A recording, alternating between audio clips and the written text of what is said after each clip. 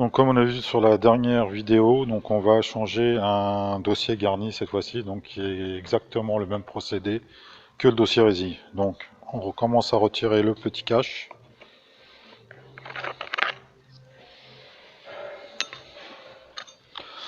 On prend le dossier, on appuie sur le bouton de réglage pour le mettre en position haute. Bon, avec un tournevis plat ou une... Moi je prends là par exemple un couteau. Je crée un petit écart entre le dossier et le bras dossier. Donc j'introduis l'outil en plein milieu du bras dossier. Je retire le couteau. Je l'enfonce suffisamment. J'appuie sur le bouton de réglage. Donc c'est le même procédé que le dossier résille. Voilà. Donc vous retrouvez exactement la même platine. Je vous la fais voir de plus près. Donc, vous avez les 6 vis pareils. Donc, vous avez les 6 vis pareils.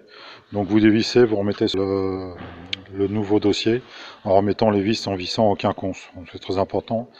Et surtout de bien repositionner la platine avec l'ergot sur le haut qui se trouve ici. De toute façon, sinon vous verrez, vous êtes obligé de redémonter les vis parce que ça ne rentrera pas dans le bras dossier. Donc on fait l'opération inverse. On repositionne le dossier. Vous appuyez sur le bouton de réglage du dossier pour le descendre au maximum. Vous reprenez l'outil. Donc il y a un petit écart qui reste entre les deux. Vous l'enclenchez. Vous le mettez dedans, vous appuyez un peu, vous appuyez sur la partie du dossier.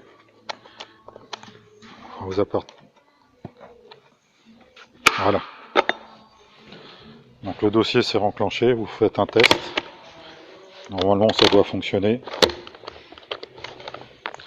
Vous remettez le petit cache.